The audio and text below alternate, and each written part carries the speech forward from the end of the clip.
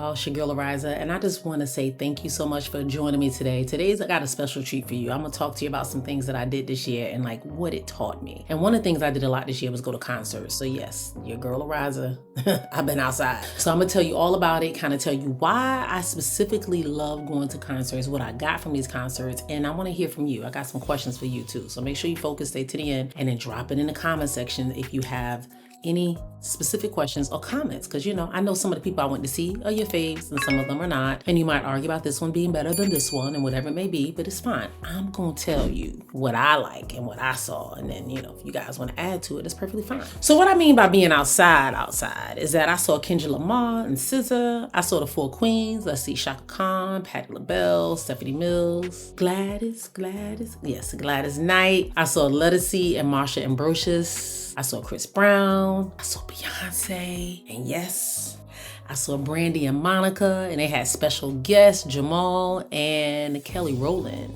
Yeah, I had a whole R&B buffet, a whole masterclass tour, a whole lot of inspiration. But I don't just go for the entertainment. I go because watching people operate in pure mastery, it just does something to me. It sparks something in me. It shifts something. It makes me check myself and ask, are you showing up for your own gift like this? Yes, that's what it makes me ask. So I'm asking you, do you show up for your own self? The way you rock out with these celebrities and these stars and your favorite TV personality, your football player, all of that stuff. You see, they giving 1000% of what they got, their God-given talent. So I'm asking you, are you showing up for your own gift like that?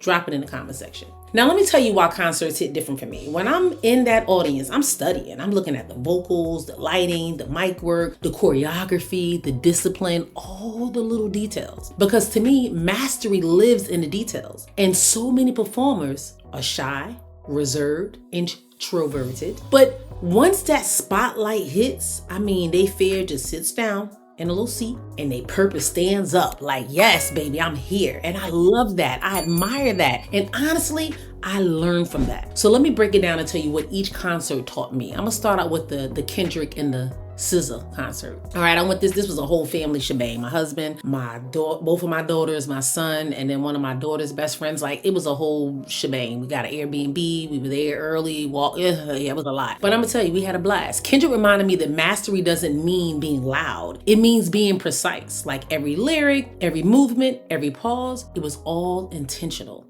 SZA, I've been a fan. That's who I really went to see. I shouldn't say that out loud. My kids love Kendrick.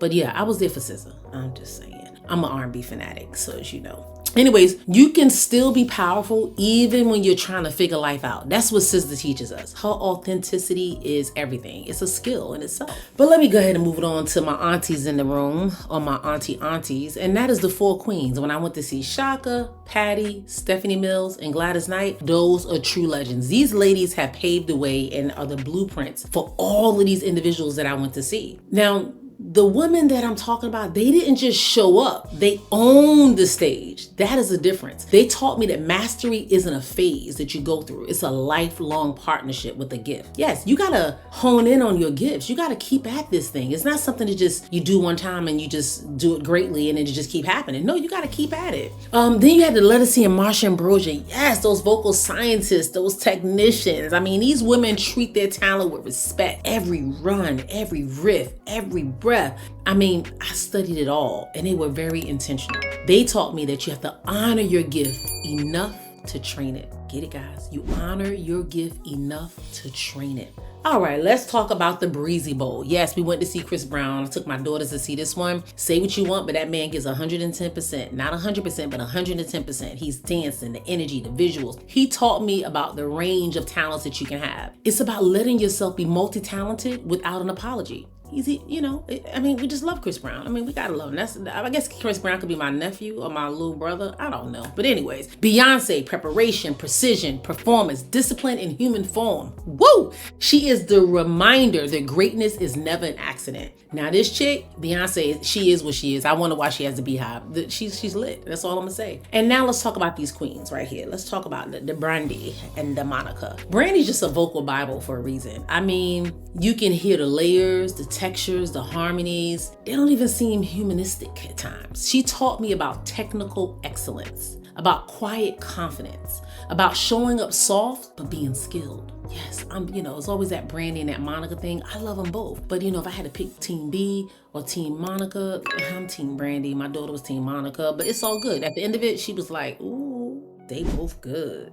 All right, Monica, she walks on the stage like, I've been doing this. I've been her. Her tone, her power, her authenticity is undeniable. She gives you a story. She gives you her soul. She taught me that mastery is also about ownership, owning your lane, owning your voice, owning your truth by all means. And of course, I can't leave her out. She wasn't a headliner, but she was there and she blessed my soul. Also seeing her, which I was really shocked at how the crowd just went crazy. I wasn't shocked. I mean, she's part of the, Destiny Child, but that's that Kelly Rowland. Kelly was elegant. She had the power, the professionalism all wrapped up in one. And I'm telling you, baby, her tone, was amazing. Her presence, like she is what the young folks say, her body was tea. That's all I'm gonna say. Like when she got on stage and took off the whole audience and everybody was screaming like, whoa, is that Kelly? Like showing the abs. She had those Angela Bassett arms when she was in Tina Turner. Like I'm telling you, I was like, dang Kelly, you been in the gym for real, for real. But anyways, when you know who you are, you shine anyway. Loudly, softly, gracefully, you shine your way. So what this means for you is that after I watch all these artists all year long, they made me stop and reflect. And I'm asking you, this is what it means to you. It means to me too, but it means to you as well, because I kind of already did this. But what are you mastering? Not what are you good at? Not what could you just dabble in here and there, but what you're seriously showing up for. Every person who excels has three things in common. Yes, everybody on this stage, all of them in different genres of music, doing different things, they all showed up and they had these three things in common. You ready for them? Number one, a belief in themselves that outweighs their doubt. I'm sure there are moments where they doubt themselves, they doubt their talents, but they truly have a belief in themselves that keeps them going and keeps them motivated. And yes, belief is a choice, guys. A lot of you don't have the belief that you can do a thing, but I'm telling you, once you start doing it, you'll realize how things begin to happen. A willingness to keep going when life gets hard, it gets messy. Talent is cute, but consistency wins. And that is what they show us. You gotta keep showing up, even when it's not fun. And then the 3 C's. Now you might have your own 3 C's, but these are the 3 C's that I picked. And that is consistency, confidence, and character. Those are my 3 C's. And that is what all these individuals demonstrated and what they showed up and what they did. All right, I hope you enjoyed hearing a recap of all these artists and what I got from them. And I just want to share with you really quickly why music is my love language. Concerts aren't just concerts to me. They're classrooms. They're my therapy. They're my motivation. They're reminders that when you honor your gift and when you practice your gift, you become unforgettable. Let that sink in. Let it sink in a little bit. When you honor your gift and when you practice your gift, you become unforgettable. So what are you doing so people can remember you? Music is life.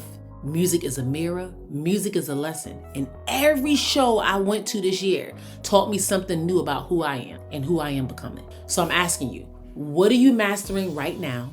What gifts are you growing? What dream are you dusting off? What skills are you refining? And who is your favorite artist? I know I gave them all down to you, but just put in the comment section those answers to those questions. And if you don't remember all the questions, just pause, stop the video and go back and answer them. But most importantly, guys, I want you to drop in the comment section, just telling me who is your favorite artist and there's somebody specifically that inspires you and motivates you to keep moving on and do what you do. Of course, guys, you can't forget to like, to comment, to subscribe, and stick around, because I'm telling you, I'm going to be giving you lifestyle, mindset, money moves, mastery, all of it. Trust me, your girl got you. This channel is going to be one that you tune into each and every day. All right. Love you guys. Have an amazing day. And I look forward to seeing you in the next one.